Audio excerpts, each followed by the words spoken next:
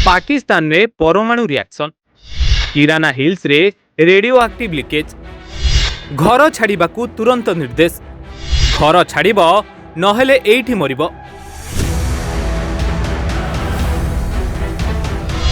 तेबे केमिति हेला radio active leakage?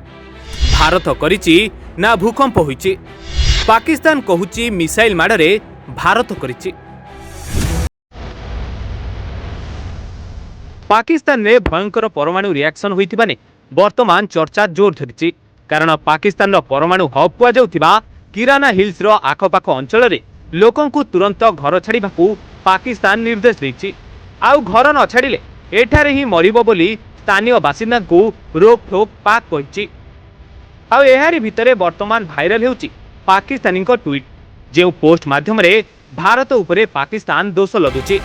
कारण अनेक एबे मत देउछन्ति कि पाकिस्तान तार परमाणु अस्त्र गच्छित रखिथिबा किराना हिल्स को भारत ऑपरेशन सिंदूर जरिया रे निशाना करिथिला एवं भारतर मिसाइल माडरे सेठारे रेडियो एक्टिव लीकेज करिथिला।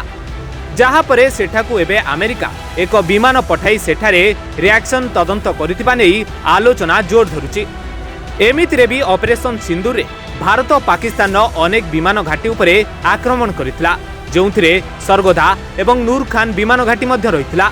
नूर खान विमान घाटी पाकिस्तान परमाणु कमांड सेंटर रु मात्र किछि किलोमीटर दूर रे रहिथिबा बेले सरगोधा एयरबेस परमाणु हब किराना हिल्स ठारू मात्र 20 किलोमीटर दूर रे अवस्थित। तेणु किराना हिल्स उपरे मध्य आक्रमण होइतिबा नै चर्चा जोर होउतिला। हेले मे 12 तारिख रे एक प्रेस ब्रीफ रे भारतर एयर ऑपरेशन महानिर्देशक एयर मार्शल एके भारती कहिथिले कि आमे किराना हिल्स उपरे आक्रमण करिनाउ, एठारे परमाणु प्रतिष्ठान रहिछि बोली आमे से बाबदरे जानिनाहु। आ एहार किछि समय परे पाकिस्तान रेडियो एक्टिव लीकेज होइतिबा खबर सुनिबाकू मिलुथिला एवं अमेरिकार B-350 AMS विमान पाकिस्तान में पहुंचीबा खबर स्प्रेड हेबा परे एहाकू नै आहुरी चर्चा जोर धरिथिला।